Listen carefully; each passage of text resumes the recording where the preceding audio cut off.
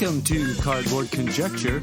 We're a podcast about board games where we have opinions and conclusions formed on the basis of incomplete information. This episode of Cardboard Conjecture is brought to you by these great Saskatoon businesses: Amazing Stories Comics on 8th Street, Dragon's Den Games on 8th Street, and Breakout Escape Rooms on Faithful Avenue.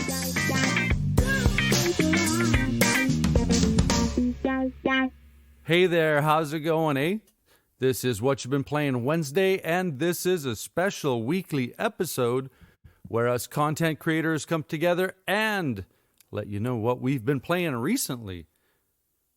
And on this episode are Mozart Games, the Tabletop Bellhop, Dice and Dragons, the Meeple Dungeon, and Cardboard Conjecture. And please, if you have the time, have a look at the show notes and check out the links to the What You've Been Playing Wednesday cast. And please, sit back and enjoy.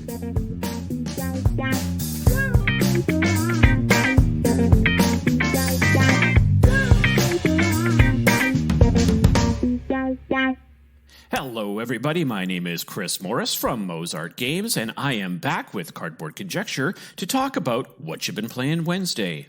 You can find me on Twitter as SpiderMo, that's Spider with a Y, if you like what you hear and want to give me a follow for some board game thoughts, my ongoing challenges as a designer, and a little bit of me complaining about random things. Now this week, I would like to discuss Arc Nova, an upcoming release from Capstone Games that has been on the top of the hotness on BGG for the last several weeks and should be hitting North American store shelves in the coming weeks. It was released in limited quantities at Essen last year and has been regarded as one of the best games of 2021. Arc Nova is an action selection game where players are each building their own zoos, and it does borrow heavily from several other games, most notably Terraforming Mars, Rajas of the Ganges, and Civilization: A New Dawn. But there is no doubt about it, Arc Nova is its own game and should not be seen as a reskin of any of those. I do want to preface this review with the fact that I have only played the digital version of Arc Nova, and I cannot comment on the physical components at this time. However, I have played several games, and I have a good understanding about what makes this game tick. Arc Nova consists of a giant deck of cards, which are all unique, representing animals, employees, and projects that players can bring into their zoo. With a deck of over 250 different cards, there is a ton of replayability, and players will be able to recreate a unique zoo each game. In one game, you may go heavy into acquiring reptiles, and another, you might be more focused on herbivores and a petting zoo. Everything that you add to your zoo will have certain requirements, like enclosure sizes, or being placed next to water or rocks, or maybe having certain other animal types already in your zoo. This puzzle will change from game to game and creates what I think is a very rewarding experience that promotes multiple plays. The game comes with several different zoo boards as well, so players can start off with an easy setup and eventually move on to more challenging zoos as they get to know the game more and more. On a player's turn, they will choose one of 5 actions to take from those that are available to them.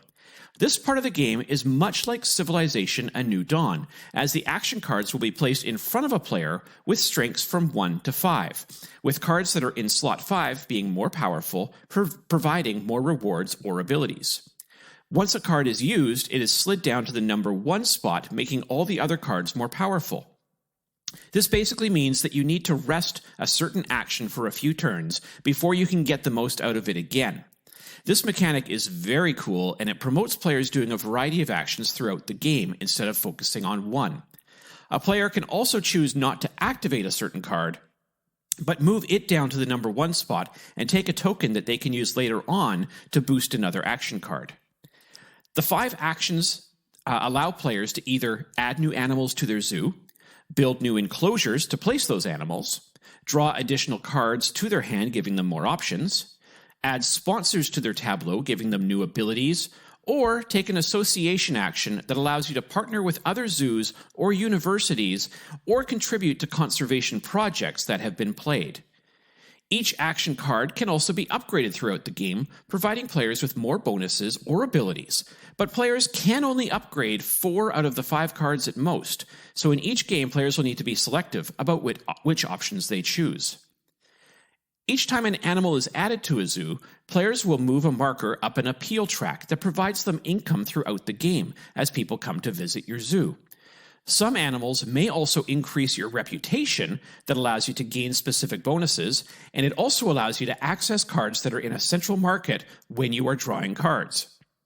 Some of the more endangered animals depicted in the game will also increase your conservation track, rewarding players for helping to rehabilitate or protect these vulnerable animals. Many animals will also provide an ability that once played within your zoo, letting you draw more cards or boost actions that you can use in later turns. Also, some animals will require you to have certain symbols within your zoo already, and this part of the game definitely has a lot in common with Terraforming Mars, but I do feel it's different enough to stand on its own legs. Now, the 2 tracks for appeal and conservation are crucial for endgame scoring, as player markers will move in opposite directions on these tracks, and when they meet each other, the game end will trigger. This was previously used in Rajas of the Ganges, and I think that this is a very cool mechanic that allows players to determine the speed of the game. Now, initially it may feel like these 2 tracks will never ever meet each other, but at a certain point in the game, they both ramp up, and players will be racing each other, trying to keep pace. It's this balancing of bringing new animals into your zoo and also contributing to the conservation of species around the world that sets Ark Nova apart from other zoo games. There really is an effort within the game to look at the long-term survivability of species and not just build a zoo that keeps animals in glass cages for people to gawk at. Now, the player who best balances these 2 tracks is going to be more successful in the game at the end. Ark Nova is not a complicated game per se, but there is a lot going on, and initial plays are going to be long, especially when teaching new players. I don't find that there's a ton of AP within the game, as players only have 5 actions to choose from, but in order to get the most out of each of them, you'll only want to activate 2 or 3 of them in any given turn, meaning that players will be focused on just a couple things each round. It's still a long game that can go on for 2 or 3 hours. Larger player counts are going to extend the game time, and I don't think I would play with 4 people until everyone at the table has a good feel for the game in order to keep that game length down. However, even with the long play time, the game doesn't drag, and players are involved throughout from my experience. I do, however, feel that the game shines at 2 or 3 players. Now, there is not a lot of player interaction, but players will be competing for conservation projects that provide endgame scoring, and there are several animal cards that have some minor take-that abilities on them. However, these abilities can only target a specific player who is leading on a certain track, so it's not like a player who's already behind can be targeted, knocking them out of contention. Each of these cards also have alternate abilities on them, which can be used if players prefer not to use the take-that actions. But I do have to say, none of them are super nasty, so I can't say that a player's plans will be ruined if somebody gets hit with a card. To me, Ark Nova is an amazingly designed game that rewards players with repeated plays. It can also be scaled so that players that are more familiar with it can be given certain zoo boards that are harder to use, while newer players can be given a boost with the more basic boards. There is some randomness in terms of card draws, but there are enough ways to counter that randomness throughout the game that I don't personally see it as an issue. I have really enjoyed my plays of Ark Nova so far, even though they have been digital. I do have a copy on pre-order from my local game store, and I cannot wait to get a physical copy into my hands. Once this game becomes more widely available, I think that it is definitely going to be worth looking out for if you're in the market for a longer Euro game and you think that you would enjoy this theme. Once again, I am Chris Morris. Thank you for listening to my thoughts about Ark Nova. And if you like what you heard and want to hear or see more from me, I can be found on Twitter as SpiderMo. Thanks again for listening, and may all your dice rolls be critical successes.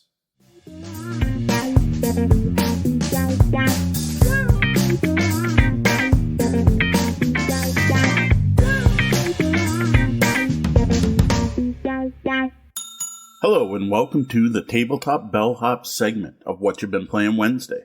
I am Moe T, the Tabletop Bellhop, your cardboard concierge, answering your gaming and game night questions and striving to make everyone's gaming experience better. If you've got a gaming or game night question for me, send it to questions@tabletopbellhop.com, visit our webpage and click on Ask the Bellhop, or hit me up on social media where I can be found everywhere as Tabletop Bellhop, one word. Now the question I'm answering today is what you've been playing this past week. So this past week we were focusing on reducing our piles of shame, and we did that by heading to the 13th floor and jumping back to 1965. Where we played Let's Bowl a Game, a bowling-based card game endorsed by the Bowling Proprietors Association of America, the BPAA. This game comes from my dad's collection, and this was our first time trying it out. It's terrible. Barely a game with absolutely no player agency. You might as well be playing Snakes and Ladders. Each turn, you flip over a card that either says strike, gives you a number of pins, or says split. You then get to draw another card to show you how many more pins you knock down. If your total is 10 or more, you get a spare. Note if you had a split on the first card, you draw from a separate pile to see if you got the split or not. You score it exactly as if you would score a real game of 10 pin. That's it. That's the game. While it looked like my dad enjoyed this one back in the day, mostly playing with my Uncle Phil based on the score sheets that were included in it, and I'm sure it was great back in 1965, the fact the game is 100% luck with no player skill mattering at all, it's going in the donation pile for me. Next up, we traveled to 1988, where we played the ElfQuest board game from Mayfair Games. Note at that time, Mayfair was much more known for their RPGs than for hobby board games. This is long before they got the rights to publish Catan in North America. Now, this board game lets 2 to 5 players take on the role of elf tribes or a horde of trolls. The elves are all trying to find Elfhome before the trolls can seal it away in a metal dome. Rather complicated for its time, this game features a unique tile-based map system, a simple combat resolution system, and cards featuring many popular ElfQuest characters, creatures, and events. While the components definitely felt dated, like it features a paper board of all things and lots of little plastic chips, the gameplay was surprisingly deep. I would say this game was actually before its time. The big problem, though, is that we tried this 2 players, and the box lies. This is a 3 to 5 player game. With 2 players, one player has to play the Wolf Riders, and the other has to play the Trolls. And the game seems to need at least 2 elf clans interacting to really work. There are many cards that say things like choose another elf tribe that just don't work when you only have 2 players.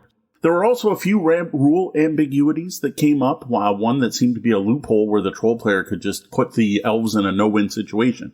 Now, due to the age of this game, we couldn't even find a discussion on Board Game Geek, so you tell how old the game is then.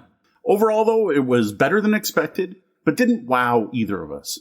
Though we are going to be sure to try it at least once more with more players before we make a final call on ElfQuest the game from Mayfair. Now, on our way back to the present, we stopped off in 2014 and played a game of Imperial Settler. Now, the reason for this diversion is that I've got a copy of the Aztec expansion in my pile of shame, and I wanted to try out the base game, since it's been so long since we played it, and I felt I needed a refresher before I tried the expansion. Now, while I remember really enjoying the game, for whatever reason, it never really hit the table all that often. Probably overshadowed by something else that we were excited about at the time. And actually, it ends up Deanna had never actually played it before, so this was her first time playing. Now, Imperial Settlers is a card-driven civ-building game that was one of the early games to use multi-use card. And it has that mix of picking a deck for your faction as well as having a central deck of cards that everyone uses. It's a quick-playing game taking only about an hour and a half, and we both really enjoyed it. This was one of those times where I dust a game off my shelf, put it down, play it, and go, man, why aren't we playing this more often? It's really good. Now, Deanna in particular really enjoyed the depth and asymmetry, and we're looking forward to playing it more, and eventually cracking open that Aztec expansion.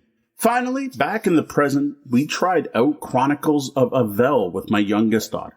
Now, thanks to Rebel SP for sending us a review copy of this family-friendly cooperative game. Now, Avel is a mix of exploration and tower defense, where you start off exploring a generic fantasy land, battling baddies, collecting equipment, and building defenses. Eventually, a meteor strikes and the boss monsters spawn.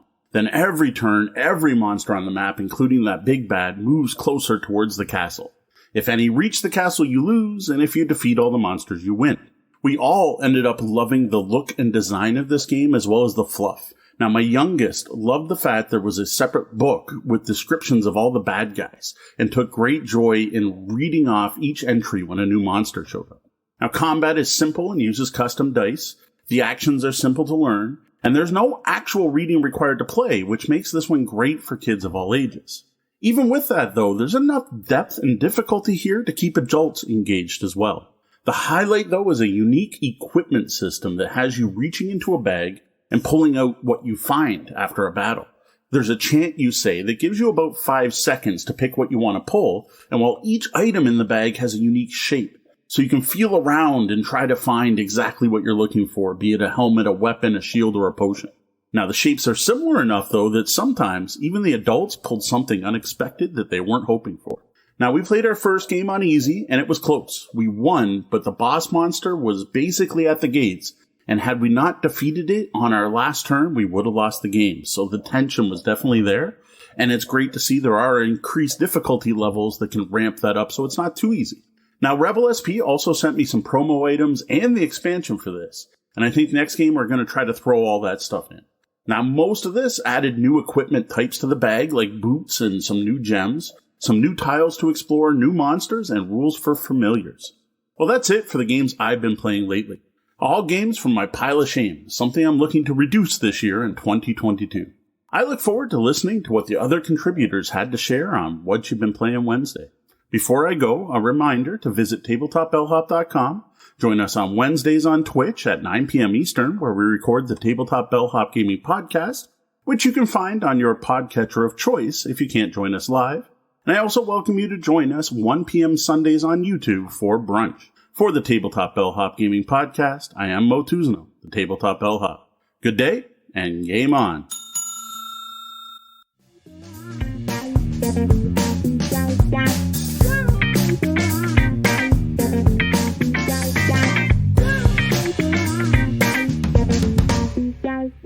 What up, gamers? I'm Jayson. I'm Julie, and together we're Dice and Dragons, and you can find us on YouTube, Facebook, Instagram at Dice and Dragons, and on Twitter at Dice and Dragon. And what is it today, Julie? I think it's What You've Been Playing Wednesdays. And what have you been playing? We've been playing an expansion to Tapestry called Arts and Architecture. It is published by Stonemaier Games and designed by Jamie Stegmaier. Now, a lot of people don't love Tapestry. We enjoyed it the first few times we got it to the table. It's been a little while since we got it back out. I'm sure if we've been having regular game nights, it'd be a staple of our game nights, but that's not the case. So this expansion, which we got a review copy of courtesy of Stonemaier Games, so thank you very much. Sorry we're late on it. It took forever for it to arrive because of all that stuff that happened in BC. If you're interested, you can check it out on every single news feed that was out there over the last couple of months. So we've been eagerly awaiting this one, and we finally got to play it. So I'm going to let Julie start. What did you think of this expansion? The new arts track, the new landmark cards. Well, they're not necessarily new, but we haven't played Plants Employees yet, so new to us. Well, I really enjoyed the arts track. It adds a different complexity to it, to the game, that you have to, another dynamic, another aspect to consider. As for the landmarks, and I mean, there are landmarks on this one as well. You and I both like going after the landmarks. We both try to race to get there first. So adding more landmarks kind of removes from the fight that we have because there's more of them, but it also gives new ones to go after. So I thought it was pretty cool. I also like the I just want to plug something quickly. I'd like to plug our Instagram, because if you want to see some cities full of landmarks, make sure to check us out on Instagram. Sorry, it was timely. I wanted to get it in. Okay, but there's also the upgrade that you get from the arts track that is pretty cool, that impacts the other tracks as well. Yeah, you've got the new innovations, which will upgrade one of your income tracks. So you can do that twice on the arts track, plus the new masterpiece cards, which will give you something else to do during the first stage of your income turn. And there's a lot of variety there. It can really change up your strategies. You weren't too happy when I got that one that let me conquer a whole bunch of territories. Yeah, that second game that we played, Jayson had this card that allowed him to get, a conquer action, and he just conquered the board. Basically, I think I finished the game with 3 territories, and you had like 11? 8. The max. You toppled me once. The max is 9, I think, actually. Yeah. You have a total. Yeah, you have a total of 10 because you're double one, and then you can spread out with the rest. Yeah. So I mean, it's always fun. The first time we played again, I was like, whoa, what is this game again? How? And then you slide back into the strategy, and you realize. I think I always feel like I realized too late what the strategy is, but it's funny how the scoring happens, because you can be behind and then totally pull ahead at the end, which what happened, one of the games that we play where I'm like, I'm losing, this isn't fun, I'm gonna lose, and then I beat you. Yeah, you did. You played it well, you scored all the points, and in the last game it was a closer game, but I came out ahead, you pulled ahead of me, and you're like, get this look on your face, like, yes, I got ahead, and then you saw me catch it up there, and you're like, oh. Then you saw my capital city with the my giant scoring from the urban planners. That's the other thing this expansion includes, are the new civilizations. And we played as 4 of the 5. The only one we didn't use was the gamblers. And I liked all of them. I think some of them are more difficult to use, like Relentless, and maybe seeing the value of the gamblers. The urban planners were a lot more fun than I expected them to be. And you had some fun with both of yours, the Renegades, and I don't remember what the last one was. Trying to remember what it was called, but that one was more fun. The last one I played Renegades was the last one I played. No, Renegades was the first one where you got to just pick your own track. Okay, well, in any case, the last one I had, I basically could accumulate one of each of different types of rewards, and if I had, depending on the number I had, I would get more victory points. But the good thing is when you put it there on your mat, you can't play it on your board, so you don't get the typical benefits from it, but you would get another resource at least. So that compensated, and Jayson kept getting upset. He's like, "Where'd you get that resource?" Well, I put one of my extra, because basically what this one, what was fun is whenever you gain something like a tapestry card, or you invented something, instead of putting it in play, you could put it on your mat. And then it's basically out of the game, but it gives you victory points, and increasing victory points, the more of them you have, up to a total of 6. But that's the thing again. See, I maxed my card at 21 points, victory points, and you maxed your card, or you didn't max your card and got 36 victory points. Well, the urban plan is very difficult. You have to have 7 landmarks touching the max out, which would be incredibly difficult in a higher player count game. So I do think there's potentially a little bit of imbalance in terms of some of the points you're going to get, because we're not competing as much. It was fairly easy for me to get a large quantity of landmarks. Yeah. So the other thing that I want to mention that is, I think the only aspect of this expansion that neither of us really liked was with regards to some of the new tech cards that you have to put a landmark on in order to be able to upgrade. Julie and I both love building out our capital cities, and yeah, I really didn't want to put a landmark on any of those tech cards. That whole idea just did not interest me at all. Yeah. I mean, anyway, so we had lots of fun. We had fun, and Jayson kept saying, now I remember how much I love this game. Well, it's one of those competitive games that I think hits the right spot for us in terms of player interaction. And, conquering territories doesn't really feel bad. Worst case, you might, lose a point in the overall scheme of things. But even if you have the trap card played, it's not a huge negative. So that's just, it works out well for the way we like to play games. A little bit less confrontational, but high on the strategy and asymmetric abilities.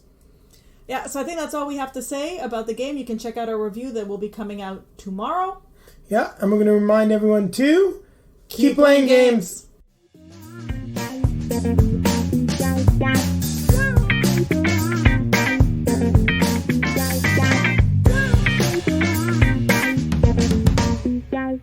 Hello everybody, it's Rob and Anna-Marie from the Meeple Dungeon. Hello. And we are back again recording for the What You've Been Playing Wednesdays podcast. We've been playing a bunch of games lately, but we're going to talk about one in particular. What game is that, Anna-Marie? That game is Laser Maze, the beam-bending logic game. And that was invented by Luke Hooper and published by Think Fun. Yes. I say invented because it says invented. It doesn't say designed. So Yeah, Laser Maze, the beam bending logic game.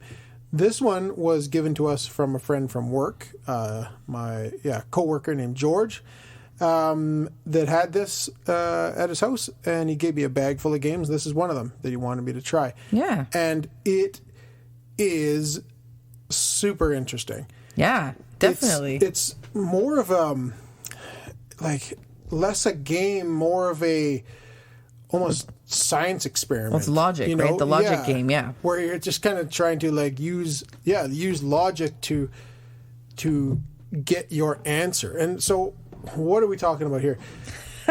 So in this game or logic puzzle, It's a 5x5 grid. Yeah, exactly. Plastic, raised. Yeah, it's a 5x5 grid of these raised squares.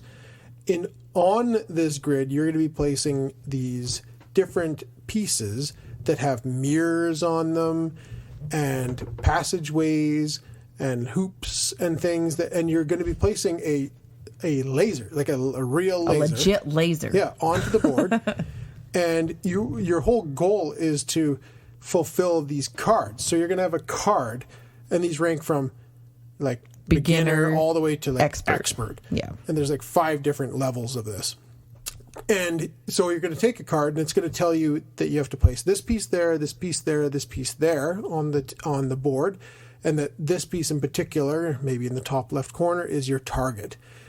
And you've got to set the laser on the board in one spot. It might be fixed. It might be able to be spun around. It might be able to be placed willy-nilly by you if you would like. But the card explains it all. The card explains exactly what you can and can't do for this scenario and exactly how many pieces need to be on the board. And the whole goal and is how many targets you need to get. The whole goal is to, when you turn the laser on, for the laser to hit bing, bing, every bing, piece bing, on the bing, board, bing. bouncing off the mirrors, going through hoops, and getting reflected, doing all these things and banging around through the board and ending up hitting a target. And it'll actually ignite a little red target. Because there's also one of the sides is almost like a reflector. It's like a red piece of plastic that shows that the laser is hitting it, so it lights up. Yeah, and you have to fulfill using everything that the card asks you to do. So if one of the pieces isn't getting hit by the laser, you're doing it wrong. Yeah, so you've got like the card. The card shows you what to set up, like all the things that are set in stone, where they have to be, whether they have to be rotated or not, and then it'll usually give you some extra pieces you have to put in, being like, okay, so here's your main setup, but now you also, to complete it, you have to add in these 2 pieces and these 2 pieces. Yeah, exactly. And they could fit in anywhere in the board. So it's you just have to play with it and figure it out. Yeah, and you're spinning things around, being like, okay, this one works this way, but now if I turn it that way, then that one's not getting hit, and then you're spinning that one around, and then you're moving a piece from one side to the other side to try and get the laser to work the way you want. It's just the neatest thing. And I guess this comes from a line of games from Think Fun. It's a company I don't know a lot about. But no, Moe, me neither. From the Bellhop there, had mentioned on Twitter that he had other games in this line, and some had to do with circuitry and connecting circuits and all these different things. So I guess there's a whole line of these type of logic puzzle games out there from Think Fun. So yeah, this one really impressed me. When he told me there was this laser game, I was trying to picture what he was talking about. And no, it's actually really interesting. Oh, absolutely. I'm still wrapping my head around it. Yeah, they're quite challenging. And we only went through all the beginners, and then we got into like the intermediate or something. And I think there are 15 of each type, so we've played quite a few games. Yeah, and some of them were quite challenging. Even in the beginner. Yes. They were challenging because you're trying to figure, okay, this one, it will reflect. This one, it'll reflect, but it'll also go through, so you can hit 2 different things. Yeah. It has one of the things is a little block, so you can't put something there. It's a logic puzzle, and they are challenging even for the beginners. And we had both our boys who are 7 and 9. 7 and 9 come in and join in on this. They, and they were, loved it. Yeah, they really liked it. And they were skeptical at first, but once we explained what we were doing, they're like, oh, this is actually pretty neat. And they're very puzzle-oriented kids, too. I couldn't even get my hands in there. No, they were just like, yep. We'll Totally. try this, try that. Let's do this. Okay, and then I'm going to hit the laser. And, you know, that was probably the more fun part for the younger one. But he was flipping things around, trying to do it, and it's like, nope, that doesn't work. I think we should go there. And they were super engaged with this game. Very much so. For like a solid hour one night, they just went through next one.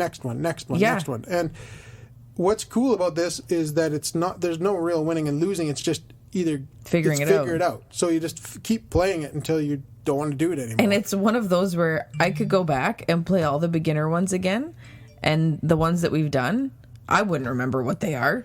So I'd have to figure it out all again. It's not something that you're going to be like, play it once and you've got it down. No, it's not like that. You could probably play one and then play 3 or 4 more and go back to the one you played and not remember what you did. Remember it. Oh, for sure. No way. Some of those I wouldn't remember after we just finished it. Yeah, pretty much. Yeah, you take all the pieces off and you're like, I don't even know what we did. Yeah, no, it's a lot of fun. But yeah, we're just about out of time here. We really did enjoy this. It's a cool game. Logic, what do they call it? Logic puzzle or logic activity. Laser Maze, the beam bending logic game. Yep, super fun. And it says it's from 8 to 99 years old. So if you're 100, you can't play. Yeah, get out of here, I was going to call them centennials, but I don't know if that's what is that right? I don't even know. Get out of here, you 100-year-old people. Yep. This is not the game for you. Go play something else. You'd whip our butts if you played. Oh, probably. And so would the 6-year-olds or the 7-year-olds that are under 8. But yeah, no, we gotta run. This is a lot of fun. We will see you next week. Cheers. See ya.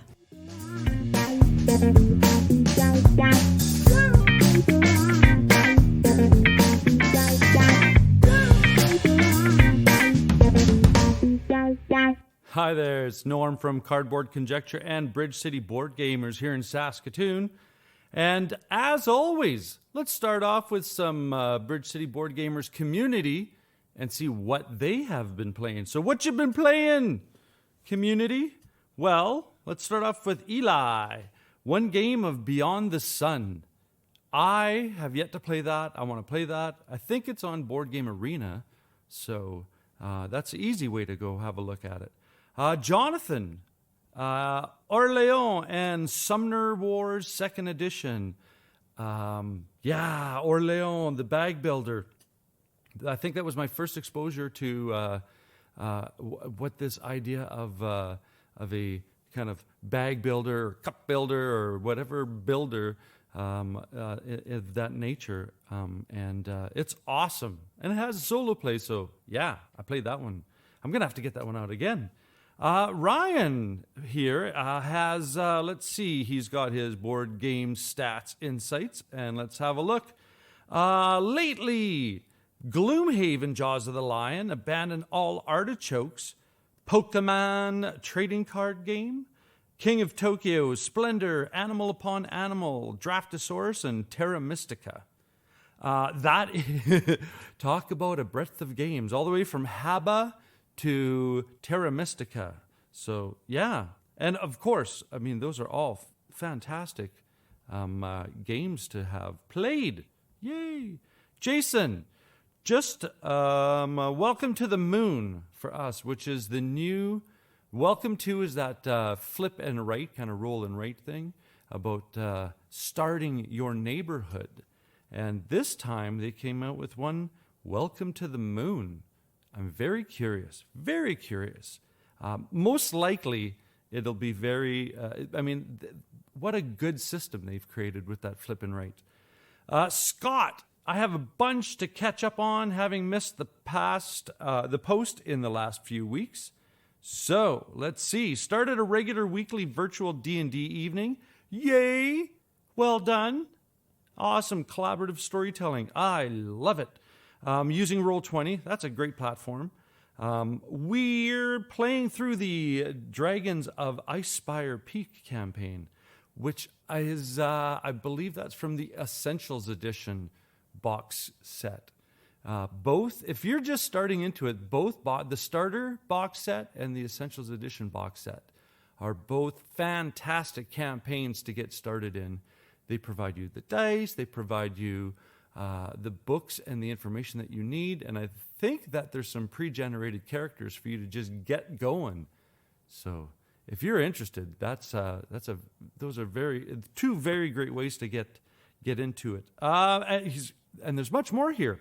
Lots of Marble Champions via Tabletop Simulator. Ryan and I did a few games like that on our channel. Genotype with my parents over Christmas.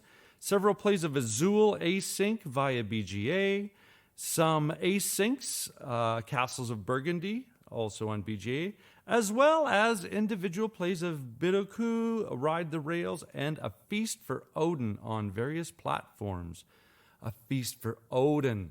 That's a Rosenberg title that I've yet to play. So that's a great lineup of games to have just played.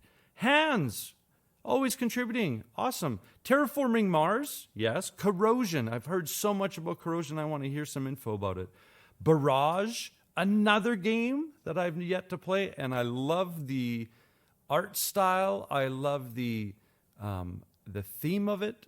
It's fantastic. I mean, I think it is resource energy type through water dams, barrage. Tekenu, Welcome to the Moon, Tussie Mussy, and Wingspan. Wingspan is a fantastic engine builder. And it is, I think, still such a popular title for many reasons. And as all good card drafting games go, there are lots of decks. So that's a great game to get into. Travis tried out a couple of solo rounds of Imperium Classics. That's a game I want to get into. The artwork is the first thing that drew me in. And then someone said, it plays solo. Yay! I've heard that it can be a little, not finicky, but a little things to take care of, right? But once you get used to it, once you've logged some plays, it becomes second nature. So that is the only thing. Well, and another thing keeps me away from playing it is I can't find a copy. Moving on, going on to all my woes. Let's see. There's more here. Thinking it might be one of those games, so talking about Imperium Classics, thinking it might be one of those games that is fun for a few plays, but gets old quick and seems like it would be longer than it needs to be. Ooh, wow. Those are interesting critiques and commentaries. I'll keep that logged. Continuing, Travis says that tried PAX Premier 2nd Edition last night. Really cool game with very unique mechanics. Never played a PAX game before. Not sure if it will be a mainstay for me, but I definitely like to play it a few more times now that we know what we're doing. Learning it felt like it was going to be a long game, but it actually doesn't take very long at all. Highly recommend to try just for a unique experience. I have the PAX Premier, the original, I think the first edition, it's the 4x4 box that Neanderthal and Greenland came in, and I bought it when I bought PAX Porfiriano. And I have not played it in so long, but it was a deep game. There was a lot of cognitive load to have prepared in regards to learning the game and understanding the system and the flow and the interactions between it. But once you get it in your head, it's a really good game. Yeah, I have not played the Cole Worley. I believe his brother split off and started their own publishing company, and I have not played their latest one. And the latest version is incredible. It's gorgeous. It's gorgeous. Moving on. Louis played Unmatched, My City and Through the Ages. Unmatched is so much fun. What a fun head-to-head. If you don't like Take That, this is a game where it is straight up toe-to-toe here's two completely Sasquatch versus Alice in Wonderland, and go, right? And 2 decks, and you just fight to deplete each other's hit points. How much fun is that? Tim, not a lot, but he's got a picture of Carcassonne. And I believe he continued to say, and made characters for a new Wrath and Glory campaign. And a nice screenshot of 4 of them zooming, doing some campaigning. Well done. Lane, unmatched. Yay. Marvel Villainous Loki expansion and Gloomhaven. But all 3, fantastic, fun titles. I've not played Marvel Villainous, but it is probably the same engine, different mix and match characters as in the Disney Villainous. So the IP is more appealing to me than the Villainous one. But they're still great, fantastic games. Cliff, played some King of Tokyo with my youth group. Awesome. That game covers such a width of people and interests and ability levels. And it's just so much fun. And it plays fast, too. Brian, got my hands on a copy of Sleeping Gods with Tides of Ruin. No, that's like, hey, I went and saw a unicorn. That game's hard. I want to get that game. I love Ryan Lockett. I love Red Raven games. I've yet to play that one. Everybody who plays it tells me it is such a great game. Chris played Anno 1800. We love it. Yes, I believe that's Martin Wallace, and I'm just going to concur. Moving on. Kafir. Hopefully, my apologies if I'm not pronouncing your name properly. Trying out Kalimala and Corrosion tonight. Nice. Kalimala, again, Conjecture. If I recall, Kalimala is the same designer as Merv. And Merv, for me, was just Euro goodness in a box. So that's some awesome titles there. If Kalimala has any kind of DNA connected to the design methodology of Merv, cool. Corrosion, want to play it. Last week we played Excavation Earth and Cloud Age. Oh, everybody's playing games that I just itching to play. Good on you, though. Good on you. Let's see. Moving on. Garth. Lost Ruins of Arnak, Rolling Realms, and Railroad Inc. challenges. Yellow. Whole family has been loving all 3 of these. Oh, yeah. I've not played Rolling Realms. I know what it is. Roll and write based on the Stonemaier game series. And it was one of those developed at the onset of the pandemic. So, fantastic. And finishing off, Rebecca played some Flamme Rouge. And for the non-roll your R people, Flamme Rouge. This is my favorite racing game by far, hands down. It would probably take a good discussion and a coffee to change my mind. But Flamme Rouge is a bicycle racing game. And you have 2 cyclists to operate. And you have decks of cards. I don't want to say the simplicity. The cognitive load in this game, and I often refer to the cognitive load as how much information you have to have in your brain before you even start playing.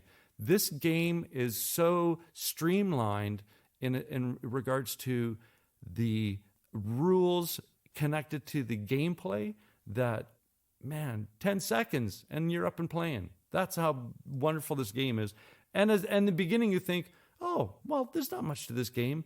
And then you understand how the track mechanisms connect with the player cards, choice, numbers. Oh, it is so much fun. And the variability is outstanding.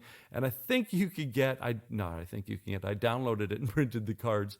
You can get on the BGG files a Tour de France campaign for this that other people have created. So yay. I want to play this game so much. I'm staring right at it right now. Cool. Well, that is such a fantastic lineup from the Bridge City Board Gamers community here in Saskatoon.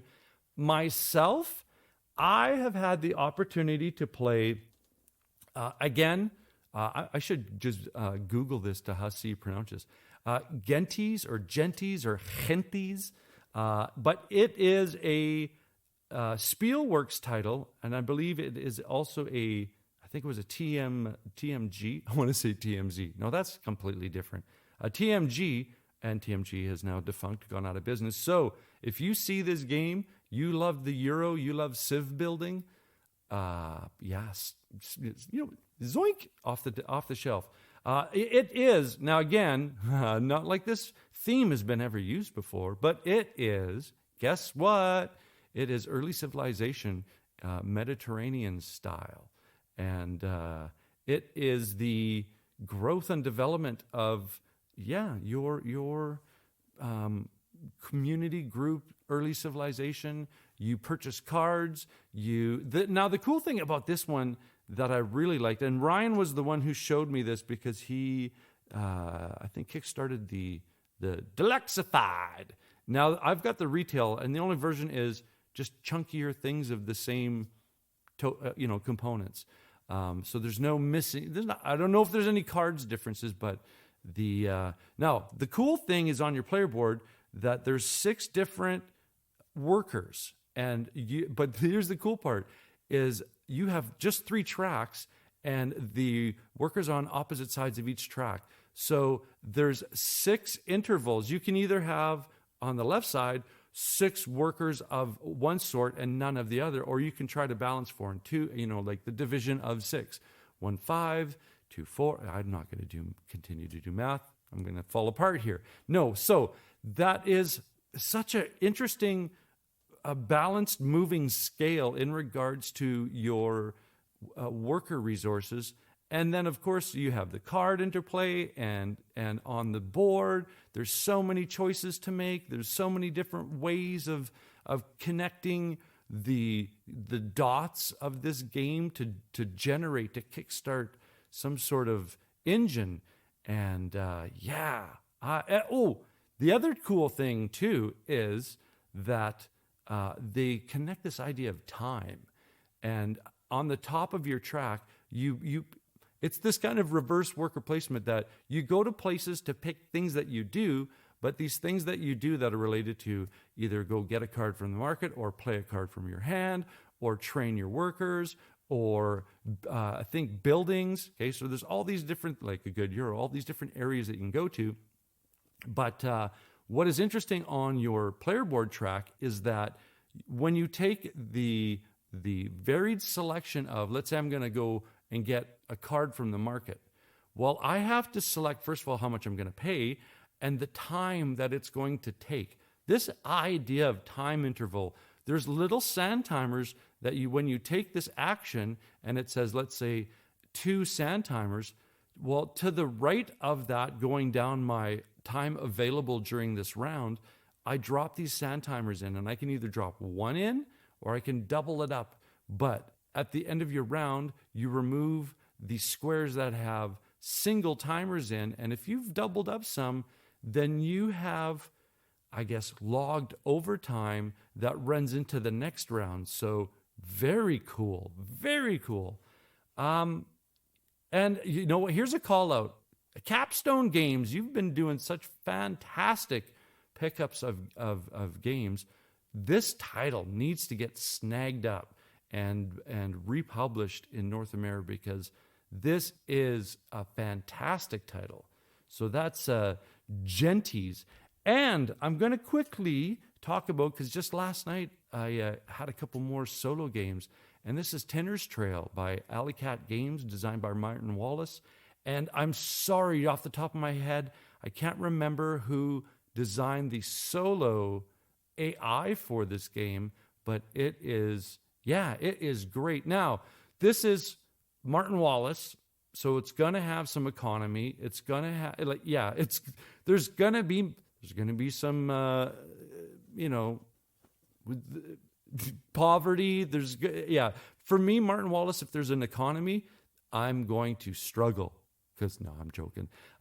So what the idea is, this is during the easiest way I could say it for a period of time, during the Industrial Revolution, right? You had, England was at the forefront, and again, because I teach social studies, there are many reasons why England is the epicenter, or one of the epicenters of the Industrial Revolution, is because of the resources that were readily available, like literally on the surface of the ground. And I'm talking about coal, I'm talking about tin, I'm talking about all of these mineable resources. Now, this game plays off of that exactly, because Tinner's Trail, you are basically trying to develop mines to take out of the ground tin, and I believe it's, I think I want to say copper. Again, I don't want to stop talking because the game's behind me, but there's two resources. There are two floating market revenues, right? From, I believe the tin goes from 4 to 7, and the copper is more expensive. I think it goes from 6 to 10 or something. Those kind of differentiated scales. Now, every top of the round, you roll it, you determine what the price of both those resources are, and then you go onto the board, and the board is randomly populated, and it scales great in regards to solo all the way up to 5 players, I believe. And there's tiles that go down in all these different areas in these different regions, and each tile, when you flip it over, will predict what the potential of that mine is.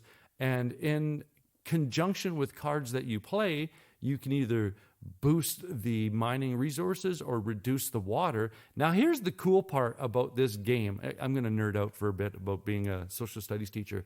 This is at the time of steam-powered engines. Now, Newcomen developed the steam-powered, and then James Watt refined it, and that is pretty much principally what propelled them, England, during this Industrial Revolution. Now, everyone thinks, oh, yeah, the steam engine, it was connected directly to transportation. That's a subset of it. Its principal purpose was to pump water out of the mines so that they could take these resources out. And this game does a great job of interpreting that historical relevance to the game's mechanical interpretation of it. And when the mine is there, there's resources, but there's also water, right? So one of your ideas now is, for me to get this material out of the ground, here's the best part. It's going to cost you to take that out of the ground so that you can eventually take it to market and get money for it.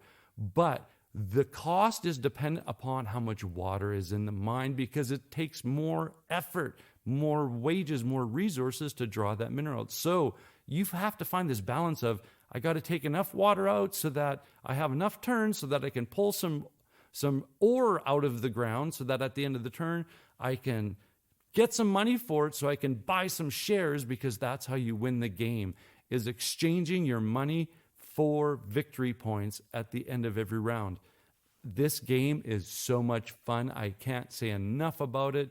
Now for me, I just want to explore what it's like to play it at multiple player counts, because that board could get busy. So that's Tinner's Trail. Thank you so much for Alleycat Games, I believe, if I'm pronouncing this properly. My apologies if I'm not. They did a fantastic job on, I believe this is a reissue, because this is an older title by Martin Wallace. So yay. That being said, we're getting to the end of the episode. And as always, thank you so much for listening to what we have to say about this awesome hobby of ours. And thank you, huge thanks to the content creators who contribute every week to create such a cool little What You've Been Playing episode. And last thing to say is, keep your stick on the ice and take care out there, eh?